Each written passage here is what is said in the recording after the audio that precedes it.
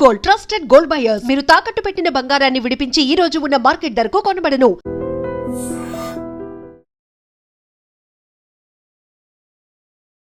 Hi hello నమస్తే, welcome to iDream media. నేను మీ శ్రావ్య. మనతో పాటు ఇప్పుడున్నారు certified financial planner Anil Kumar Bachu గారు. నమస్తే సార్. నమస్తే అండి. సార్, మనకి ఇప్పుడు చాలా వెబ్సైట్స్లో 5 స్టార్ రేటింగ్స్ వస్తూ ఉంటాయి. మనకి మ్యూచువల్ ఫండ్స్లో దీంట్లో ఇన్వెస్ట్ చేయండి, బెస్ట్గా వస్తుంది ఫండ్స్ అని చెప్పి.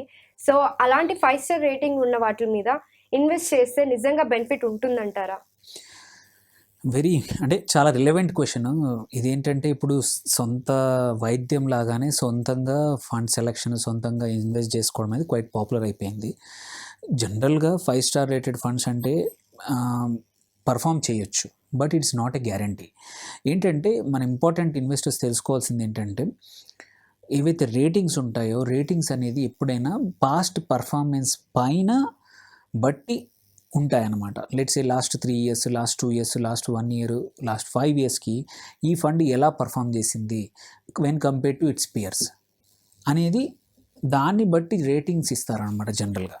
బట్ ఇందులో జనరల్గా ఏంటంటే లాజిక్ ఆల్సో సేస్ ఏంటంటే, ఏవైతే ఫండ్స్ మంచిగా పర్ఫామ్ చేస్తున్నాయో they tend to go on doing it, అంటే ఫ్యూచర్లో కూడా అలాగే చేయొచ్చు అని. But it is not a guarantee. It is possible, but it's not a guarantee. So అప్పుడు మరి ఏమి చేయాలి అని అంటారు. ఎందుకు గ్యారంటీ కాదు అంటే, first performance can change any time. Reason ఏంటంటే, ఇంతకుముందున్న ఫండ్ మేనేజర్ డిఫరెంట్ అయి ఉండొచ్చు, ఇంతకుముందున్న థీమ్ డిఫరెంట్ అయి ఉండొచ్చు, పోర్ట్ఫోలియోలో కంపెనీలు మారచ్చు. ఓకే, సో మెనీ థింగ్స్ ఏవైతే ఉన్నాయో ఇంతకుముందు ఆ సిచ్యువేషన్లో పనిచేసినవి మార్పు అనేది జరగచ్చు ఇన్ ద ఫ్యూచర్. అలాంటప్పుడు సేమ్ రిటర్న్స్ ఇస్తాయని నమ్మకం లేదు. సో థింగ్స్ ఎప్పుడు చేంజ్ అయ్యే అవకాశాలు చాలా ఎక్కువగా ఉన్నాయి. అండ్ ఇంకొకటి కూడా ఏంటంటే, రొటేషన్ చాలా మటుకు జరుగుతూ ఉంటుంది. మనము లాస్ట్ 1 ఇయర్ బాగా పర్ఫామ్ చేసిన ఫండ్స్ మేబీ వాళ్ళు సెలెక్ట్ చేసిన పోర్ట్ఫోలియోలో ఉన్న స్టాక్స్ బట్టి ఒక్కోసారి ఏమవుతుంది, ఆ ఇండస్ట్రీ డౌన్ అయిపోతే నీ పోర్ట్ఫోలియో సరిగా పర్ఫామ్ చేయకపోవచ్చు. ఇప్పుడు నంబర్ 1 ఉన్నది సడన్గా ఆ కేటగిరీలో 40 ఫండ్స్ ఉంటే నంబర్ 10 అవ్వచ్చు, నంబర్ 20 కూడా అవ్వచ్చు, నంబర్ 30 కూడా అవ్వచ్చు. So it's not a guarantee, ఎందుకంటే it's all depends on underlying వాళ్ళు ఎక్కడ ఇన్వెస్ట్ చేశారనేది వెరీ ఇంపార్టెంట్ అనమాట. అందుకే ప్రతిసారి కూడా portfolio, fund manager and regulatory changes ఏమైనా ఉండొచ్చు. ఒక్కోసారి ఇంతకుముందు పర్మిషన్ ఎక్కువగా లార్జ్ క్యాప్ ఆర్ ఎక్కువ స్మాల్ క్యాప్కి ఉండొచ్చు, ఇప్పుడు సడన్గా మారినా కానీ ఫండ్ యొక్క క్యారెక్టర్ మారుతుంది, ఈ 5 స్టార్ రేటింగ్ అవన్నీ పని చేయవు అట్లాంటి సిచ్యువేషన్లో. బట్ జనరల్లీ ఈ 5 స్టార్ రేటింగ్ అనేది ఎలా యూస్ చేయాలంటే, ఒక కేటగిరీలో 40 ఫండ్స్ ఉంటే అందులోంచి ఒక 4-5 షార్ట్ లిస్ట్ చేసుకోవడానికి రేటింగ్స్ వాడుకోవాలి.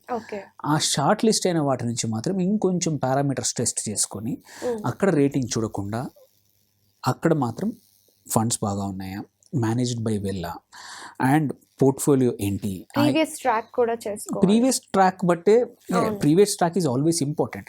బట్ మిగిలిన అన్ని పారామీటర్స్ కూడా ఈ 4-5 మీద ఇన్స్టెడ్ ఆఫ్ 40 మీద పెట్టడం టైం వేస్ట్.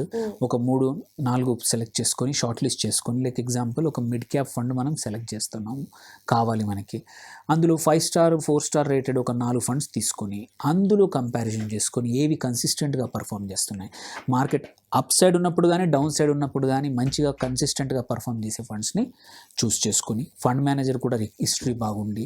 అంటే ఎలాంటి పారామీటర్స్ బేస్ చేసుకొని మనము చూడాలంటారు? ఒకటి compulsory past performance is obviously important, but దాంతోపాటు పోర్ట్ఫోలియో ఏంటి, అండ్ ఇది కంటిన్యూస్గా కన్సిస్టెంట్గా ఎవ్రీ క్వార్టర్లో కానీ ఎవ్రీ 6 మంత్స్లో కూడా ఆల్వేస్ టాప్ పర్ఫార్మింగ్ ఉందా లేదా అనేది చాలా ఇంపార్టెంట్. ఇవాళ నంబర్ 1 ఉందని చూడకండి, టాప్ 5లో ఎప్పటికున్న ఫండ్ 5-6 అయినా పర్లేదు, because top ఫండ్కి and 6th 7th ఉన్న ఫండ్కి ఒక 1% డిఫరెన్స్ ఉండొచ్చు, but it's consistency is more important. అందుకే నేను ఏం చూస్తామంటే, టాప్ క్వార్టైల్లో ఉన్న ఫండ్ని చూస్ చేసుకుంటే there is a high chance that ఆ ఫండ్ బాగుండొచ్చు. అలాగే ఫండ్ మేనేజర్ ఏంటి, వాళ్ళు అండర్లైన్ పోర్ట్ఫోలియోలో ఉన్న స్టాక్స్ ఏంటి, ఐటీ వైపు ఎక్కువ పెట్టారా, ఫైనాన్షియల్స్ ఎక్కువ పెట్టారా, పెట్రోలియం ఎక్కువ పెట్టారా, దాన్ని కూడా వెరీ ఇంపార్టెంట్. దాన్ని బట్టి కూడా అండ్ ఆ ఫండ్ పర్ఫార్మెన్స్ అగైనెస్ట్ రిస్క్ ఎంత తీసుకుంది, ఆ 2 రేషియోస్ కూడా చూసుకోవాల్సి వస్తుంది. మల్టిపుల్ రేషియోస్ ఉంటాయి, ఆ రేషియోస్ కూడా కంపేర్ చేసుకోవచ్చు. దీన్ని బట్టి అండ్ కొద్దిమంది ఎక్స్పెన్స్ రేషియో కూడా చూస్తూ ఉంటారు. ఇవన్నీ చూసుకొని మాత్రమే ఫండ్స్ సెలెక్షన్ చేయాలి. దాంతోపాటు ఓన్లీ రేటింగ్సే కాదు, ఇవి చూడండి. ఎట్ ద సేమ్ టైం అయినంత వరకు మీ ఓల్ పోర్ట్ఫోలియోలో ఈ ఫండ్ ఫిట్ అవుతుందా లేదా చూసుకోవడం కూడా ఇంపార్టెంట్. సో అంటే మీ రిస్క్ ప్రొఫైల్ తగ్గట్టు ఆ ఫండ్, ఎందుకంటే ప్రతి ఫండ్కి కూడా సెబీ ఒక రిస్కోమీటర్ ఇస్తుంది అనమాట. సో ఎటువంటి risk, mild, moderate, average, aggressive, very aggressive అని మల్టిపుల్ రిస్కోమీటర్ అంటే కనబడుతుంది మనకి ఫ్యాక్ట్ షీట్లో కానీ ఆ ఫండ్ గురించి ఇన్ఫర్మేషన్లో క్లియర్గా కనిపిస్తుంది అనమాట. ఆ రిస్క్ మీరు తట్టుకుంటారా? అలాంటప్పుడు మీ పోర్ట్ఫోలియోలో ఎంత ఉండాలి అది యాడ్ చేసుకుంటే సరిపోతుంది అనమాట. సో అందుకే ఓన్లీ ఆ ఒక్క రేటింగ్ కాకుండా కొంచెం ఎక్కువ పారామీటర్స్ తీసుకొని ఆ కేటగిరీ ఫస్ట్ సెలెక్ట్ చేసుకొని ఆ కేటగిరీలో ఏవేవి 4-5 రేటెడ్ మంచి రేటెడ్ ఫండ్స్ తీసుకొని వాటి మధ్యలో కంపారిజన్ చేసుకొని అందులో ఒకటి మంచిది పిక్ చేసుకుంటే ఏంటంటే ఇట్ ఈస్ బెటర్ దాన్ ర్యాండమ్గా ఎవరో చెప్పారని కాకుండా కొంచెం మనం ఫర్దర్గా స్టడీ చేస్తే ఏంటంటే ఓన్లీ 5 స్టారే కాదు మిగిలిన నంబర్స్ కూడా చూసుకోవడం, కన్సిస్టెన్సీ వల్ల మన రిటర్న్స్ బెటర్గా వస్తాయండి. Okay sir, thank you so much sir. Thank you అండి.